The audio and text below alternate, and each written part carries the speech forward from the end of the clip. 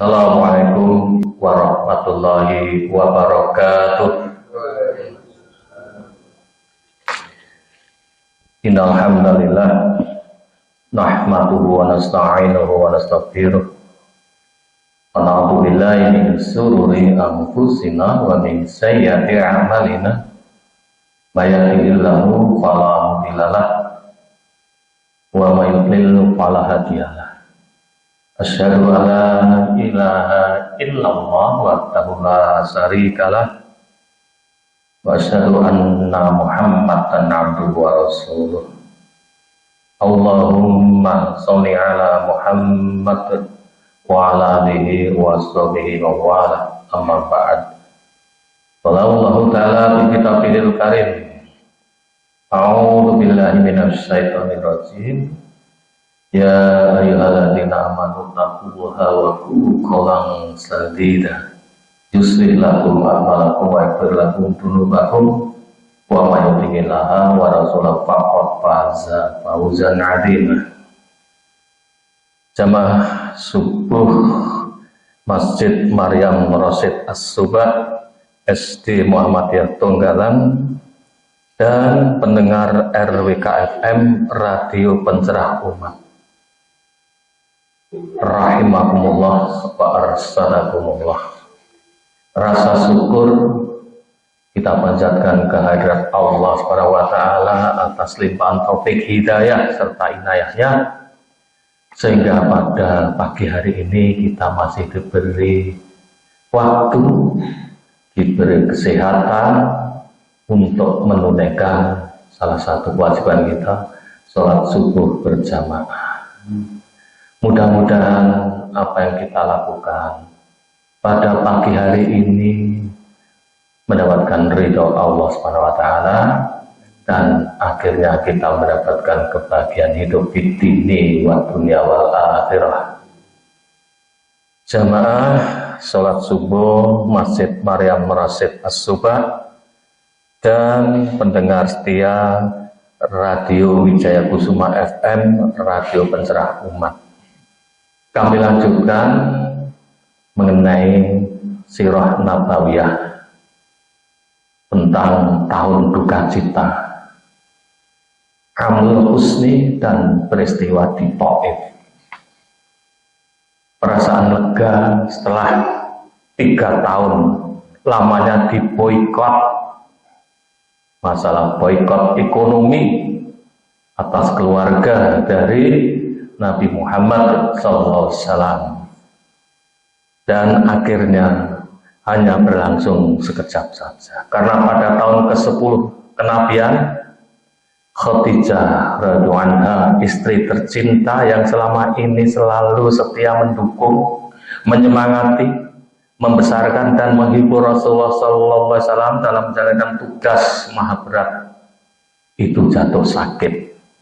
Dan tak lama kemudian Allah Subhanahu wa taala pun memanggil perempuan yang selama 25 tahun itu telah menemani Rasulullah sallallahu alaihi wasallam sebagai istri satu-satunya, sebagai ibu dari 4 anak perempuan dan 2 anak lelaki dari Rasulullah sallallahu alaihi wasallam. Jamaah salat subuh Masjid Maryam Rasyid As-Subah dan pendengar RWK FM Radio Pencerah Umat rahimakumullah wa arsalakumullah. Betapa dukanya Rasulullah sallallahu alaihi wasallam, bagaimanapun beliau adalah manusia biasa yang membutuhkan pendukung, pendamping, penyemangat dan penghibur dari orang yang dicintai dan mencintainya. Maka tugas yang diembannya adalah tugas yang maha berat. Mengajak orang menuju kebenaran bukanlah hal ringan. Orang-orang Quraisy terlalu keras kepala. Mereka suka berdebat namun dengan tujuan hanya ingin mentertawakan dan melecehkan Rasulullah SAW. Untuk itu, aplikasi hikmah yang kita ambil dari perdebatan, janganlah suka berdebat hanya untuk mendolimi orang lain. Maka kalau ada perdebatan, tinggalkanlah. Walaupun kita benar, insya Allah kita akan dibangunkan rumah di tengah surga. Namun orang yang sebaliknya dalam keadaan salah atau keliru tidak mau berdebat, insya Allah juga akan dibangunkan rumah di pinggir surga. Maka kita janganlah suka berdebat. Ayel-ayelan. Contoh saja masalah sholat sunnah tarawih. Ada yang 4, 4, 3. Ada 2, 2, 2, 2, 2, salam. Jangan diperdebatkan. Apalagi orang yang berdebat itu tidak melakukan sholat sunnah tarawih. Nah, itu ironis sekali. Maka kalau ada perbedaan, farudu ilallah wa ila rasul in kuntum tu'minuna billahi wal yaumil akhir. Kalau ada perdebatan, perbedaan, fa in tanazzatum fi syai'in farudduhu ilallahi wa rasul. Kalau ada perbedaan segala sesuatu, kembalikanlah kepada Allah dan Rasul. Maka kalau kita berdebat terus berdebat ingin menang, hanya nafsu yang diutamakan, berarti sifat tersebut menyamai sifat kaum kafir Quraisy. Dan tatkala putra Maryam Isa dijadikan perumpamaan, tiba-tiba kaum Quraisy bersorak karenanya. Dan mereka berkata, manakah yang lebih baik, Tuhan kami atau dia Isa? Mereka tidak memberikan perumpamaan itu kepadamu, melainkan dengan maksud membantah saja. Sebenarnya mereka adalah kaum yang suka bertengkar. Surat Az-Zukhruf, surat 43, ayat 57 sampai 58. Maka ingin bertengkar saja, kalau bahasa Jawanya, apa itu debat, usir. Usir ini kok dijadikan kata debat, karena kusir itu ngusir-ngusir wae, memacu kudanya supaya cepat. Makanya ingin menangnya sendiri. Kedua ayat di atas menceritakan kembali kejadian ketika Rasulullah SAW di hadapan orang-orang, membacakan ayat 98 surat Al-Anbiya yang mengatakan bahwa sesungguhnya kamu dan apa yang kamu sembah selain Allah adalah umpan jahanam. Kamu pasti masuk ke dalamnya. Sontak salah seorang dari orang kafir Quraisy itu menanyakan tentang nasib Isa alaihissalam yang disembah orang Nasrani. Akankah ia menjadi kayu bakar neraka jahanam seperti berhala sesama mereka? Rasulullah SAW terdiam, dan orang-orang Quraisy itu pun menertawakannya. Padahal ayat di atas sebenarnya hanya ditujukan kepada sesembahan mereka, bukan Isa alaihissalam. Selanjutnya mereka kembali bertanya, mana yang lebih baik, sesembahanku atau sesembahanmu? Maka sesembahan mereka itu atau Isa Al-Masih yang baik. Maka dengan turun ayat 57 dan 58 di atas, Rasulullah SAW pun menjadi paham bahwa pertanyaan mereka tidak perlu ditanggapi. Jadi kalau ada yang berdebat, nggak usah ditanggapi, karena muncul hawa nafsu dengan cara melakukan pembenaran diri. Titiane wong ngeyel niku lambene lincip. Lambene lincip, nek nun sewu, nek ngaji suka sendenan. Niki enggak ada yang sendenan gini nggih. Alhamdulillah sendenan piye? Lah nggih Pak Jun niki ngantuk. Lah kuwi titikane wong sombong kuwi, ngantuk kuwi. Tenan, wong mubaleke cerigis kok ditinggal turu. Mboten ngantuk nggih Mbah Jun. Nggih wong bar nunjuk wedang kopi sak gelas gede kok. Nggih, nek tesih ngantuk ya bangeten. Malah kula niku le Mbah Jun gagal tidur tadi malam. Tapi kok gagal tidur, ora iso merem kok kula niku. Mikir, wah iki terpaan berat kepada saya, beban tugas yang akan saya emban. Aku lo kan dicalonke jadi ketua PCM Klaten Selatan itu, dicalonke angkatno, lho ki angkatno. Ki basa MCH niku, angkatno gitu. Angkatno, kula niku pun tuwa. Tenan niku mengke nuwun sewu ustaz kula terus pripun nek jer ngurusi kepemimpinan terus. Kula pasrahke yang baik itu masih ada. lebih baik daripada saya. Terus terang kalau saya jadi pemimpin ini kurang menguasai.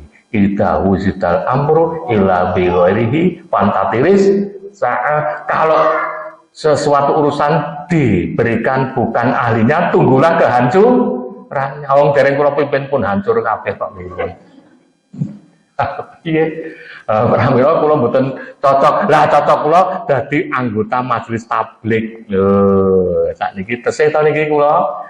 Benjing alhamdulillah nek didapuk melih kula nggih siap ning ampun dadi ketua. Sing cocok iki Mbah Junaidi niku. Alhamdulillah. Umpami Mbah Junaidi dadi ketua majelis tabligh, kula sempuyung tenan niku. Seminggu niku kula nek diundangi rapat nggih. Seminggu niku ping 8 kula lakoni kok tenan. Karena Mbah Jun yang memimpin senenge ora jamak. Ya ngoten nggih.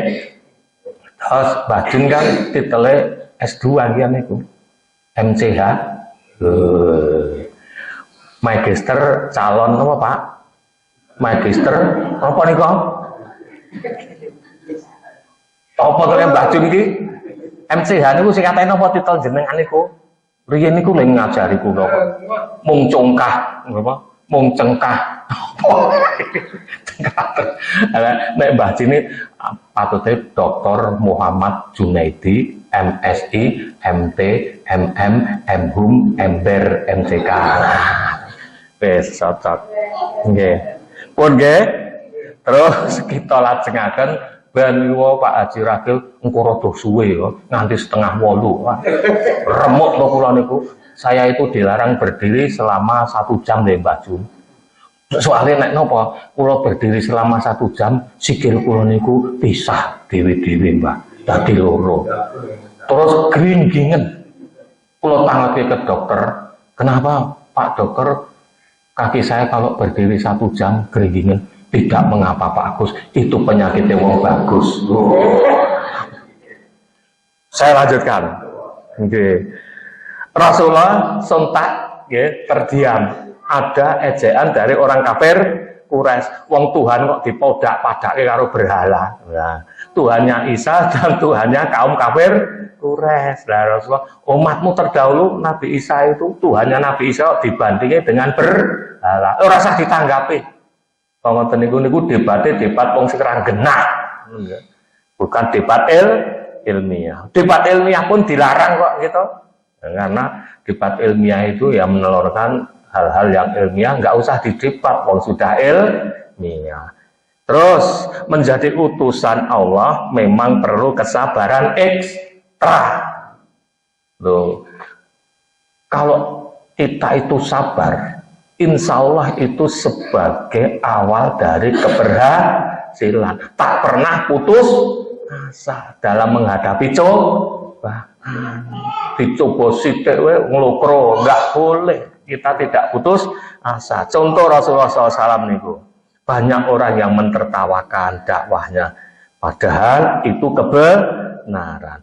Hanya dengan pertolongannya para utusan ini dapat menyelesaikan misinya. Nabi Adam, Nabi Nuh, Nabi Yunus, Nabi Ibrahim, Nabi Musa, Nabi Daud, dan juga nabi-nabi lain suatu saat pernah berbuat kesalahan di dalam pandangannya. Begitupun Nabi Muhammad SAW sebagaimana seorang utusan Allah yang memiliki tanggung jawab tinggi. Beliau begitu menginginkan agar dakwahnya mendapat sambutan. Nah, sambutannya bagaimana? Rasulullah malah dicap sebagai orang yang majnun. Napa Mbah Jun majnun itu? Mbah Jun ini nek gendeng-gendeng ini apa? Alhamdulillah. Ngeten nggih. Suatu hari ketika beliau sedang berdakwah di hadapan para pembesar Quraisy, tiba-tiba datang seorang sahabat dan langsung menanyakan sesuatu. Tentu saja kehadiran sahabat tersebut mengganggu jalannya pertemuan. Maka Rasulullah SAW pun tidak menanggapinya dan tanpa sengaja air mukanya agak berubah. Namun ternyata Allah SWT tidak ridho terhadap reaksi beliau dan langsung menegurnya. Rasulullah ini berdakwah bermuka masam. Tidak boleh, Allah menegurnya. Dia Muhammad bermuka masam dan berpaling karena telah datang seorang buta kepadanya. Tahukah kamu barangkali ia menginginkan membersihkan dirinya dari dosa, atau dia ingin mendapatkan pengajaran, lalu pengajaran itu memberi manfaat kepadanya. Adapun orang yang merasa dirinya serba cukup, maka kamu melayaninya, padahal tidak ada celaan atasmu kalau dia tidak membersihkan diri atau beriman. Dan adapun orang yang datang kepadamu dengan bersegera untuk mendapatkan pengajaran, sedang ia takut pada Allah, maka kamu mengabaikannya. Tidak boleh. Berarti kalau ada orang yang takut pada Allah, minta penjelasan pada kita layani. Betapa menyesalnya Rasulullah. Ini bukanlah kebiasaan dari sifatnya. Betapapun segera bertobat, karena bertobat itu adalah yang segera untuk dilaksanakan, jangan diulangi lagi. Menghadapi hal-hal seperti ini, biasanya beliau tumpahkan isi hatinya kepada istrinya tercinta yang selalu bisa menghiburnya. Ini yang membuat beliau merasa begitu kehilangan. Kalau ada apa-apa itu, Rasulullah itu akan minta saran kepada istri beliau, yaitu Khadijah radhiyallahu anha. Berbahagialah ya, bapak-bapak yang masih punya istri. Mbak Jun, alhamdulillah berbahagia nggih Mbak Jun. Bahagia, ngre napa-napa piye yu? Piye Dek? Piye diajeng? Lah itu. Kula niku nek enten masalah nggih taret kali bojo kula. Contoh. Bu, iki aku ngisi pengajian sedina lho niku. Terus saran jenengan ojo ngliwat akeh-akeh. Lah ngoten niku. Wah, kulanya saking ekonomi, harus ada prinsip efisiensi. Efisiensi penting, dengan pengorbanan yang minimal untuk menghasilkan yang tertentu atau terbaik. Ngoten. Kudu efisien. Mahasiswa kula niku kula nyuwun sewu, kula takoni niku ya ora iso jawab niku. Apa artinya efisien, Dek? Efisien tepat waktu, salah. Efisien adalah ada unsur penghematan biaya. Mbah Jun jenengan mau tindak Masjid Maryam Rosyid As-Subah nitih nopo Mbah Jun? Sepeda nopo? Ontel. Kali sepeda motor ngirit pundi? Ontel. Nopo melih jenengan purun gonceng tanggane. Kuwi luwih ngirit. Engko mulih nek ora poso njaluk ditraktir. Ngirit tenan niku, Mbah. Ya, Mbah. Ning dengkule Bapak bundas nggo nambahke entek akeh niku, Mbah. Nggih, pramila kita semua harus ada prinsip efisiensi dalam berdakwah. Kaya ustaz niku nggih efisiensi. Alhamdulillah. Kula ten pundi-pundi niku nggawa Honda karisma, Mas Joko. Soalnya kalau niku ustadz berkarisma, gitu. Nah, itu ada prinsip efisiensi dalam berdakwah. Maka apalagi ketika beberapa bulan kemudian Abu Thalib itu sinten? Pamanipun Nabi Muhammad sallallahu alaihi wasallam. Terus paman yang selama ini selalu melindunginya juga wafat. Maka Rasulullah tak dapat membayangkan apa yang bakal diperbuat orang-orang Quraisy terhadap dirinya tanpa perlindungan Abu Thalib. Namun yang juga membuat diri Rasulullah gundah gulana adalah sikap Abu Thalib. Pamannya ini walaupun selalu melindungi beliau, namun ia sendiri sebenarnya tidak pernah mengucap syahadat. Malah Rasulullah menuntunnya, mentalkin nggih. Bapak Ibu sekalian, talqin itu artinya apa? Mengajari, ampun menuntun. Nek ana wong sing sakharatul maut lakinu mautakum bila ilaha illallah. Kalau engkau melihat orang yang sakharatul maut, maka tuntunlah. Kleru, ajarilah. Nek dituntun iku kudu nggawa tampar lho, pun. Gitu, kalung ke gulune dituntun. Nah itu ajarilah. Maka ketika Rasulullah SAW mentalkinkan pamannya Abu Thalib tidak bisa mengikuti, menirukan, karena di situ ada siapa? Abu Jahal, Abu Lahab. Abu Hurairah dan Sa'id bin Musayyab menerangkan bahwa surat Al-Qasas surat ke-28 ayat 56 itu hak prerogatif Allah Subhanahu wa taala. A'udzubillahi minasyaitonir rajim. Innaka la tahdi man ahbabta walakinallahi yahdi man yasha wa a'lamu bil muhtadin. Sesungguhnya kamu Muhammad tidak akan dapat memberi petunjuk kepada orang yang kamu kasihi, cintai. Tetapi Allah lah yang memberi petunjuk zalika liman yasha kepada orang yang dikehendaki. Dan Allah lebih mengetahui orang-orang yang mau menerima petunjuk. Ketika Abu Thalib dituntun oleh Rasulullah SAW dengan bacaan tauhid la ilaha illallah, Abu Thalib tidak bisa menjawab karena pekewuh sama Abu Jahal dan Abu Lahab. Berkenaan dengan Abu Thalib ketika mendekati ajalnya, didatangi Rasulullah. Di sisinya ada Abu Jahal dan Abdullah bin Abu Umayyah. Rasul bersabda, wahai paman, ucapkanlah la ilaha illallah. Kalimat ini akan kujadikan argumen di akhirat kelak bahwa kau adalah orang yang beriman. Namun Abu Jahal dan Abdullah menentang. Hei Abu Thalib, apa kau meninggalkan agama Abdul Muthalib? Hal ini terjadi berulang kali hingga pada hembusan napas terakhirnya. Abu Thalib bersaksi tetap pada agama Abdul Muthalib.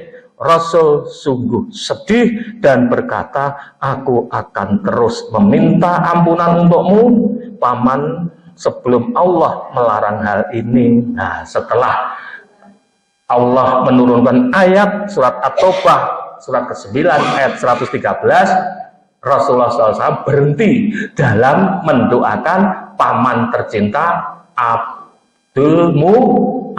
Thalib. Pamannya Abu Thalib tidak didoakan lagi karena turun ayat surat At-Taubah surat ke-9 ayat 113. Tiadalah sepatutnya bagi Nabi dan orang-orang yang beriman memintakan ampun kepada Allah bagi orang-orang musyrik. Walaupun orang-orang musyrik itu adalah kaum kerabatnya, sesudah jelas bagi mereka bahwasanya orang-orang musyrik itu adalah penghuni neraka jahanam. Ngoten nggih, Bapak Ibu sekalian, mekaten mawon nggih, kula selak ngoyak setoran niki. Alhamdulillah. Niki dinten napa niki? Selasa. Sadurunge lho, Senin. Niki mengke kula badhe ngoyak setoran teng kampus Jogja. Nun sewu niki bar niki mengke kula adus terus sarapan. Kok sarapan apa? Maca kok sarapan nggih. Maka alhamdulillah niki kula kejagi UTS, ujian tengah semester. Alhamdulillah. Ning kula niki kala wau dalu nggih Mbah Jun kali Bapak Ibu sekalian gagal tidur, Mbah. Belum tidur dari buka sampai sekarang. Tenan niku. Ngantuk pripun wong mata kula rasa merem kok. Nangguh, nek Mbah Jun ini nggak lenggah, mesti terus ngorok niku kenikmatan, alhamdulillah. Namun, kula niku boten pun paringi nikmat, kula gagal tidur tenan, poso-poso bohong ini kan batal loh Mbak, ganjarane loh. Maka saya tidak mau bohong karena tadi malam benar-benar gagal tidur. Menawi kepareng Mbah Jun ngeterke kula teng Jogja kula tampil, alhamdulillah. Nggih, Mbak, aja numpak pituntel.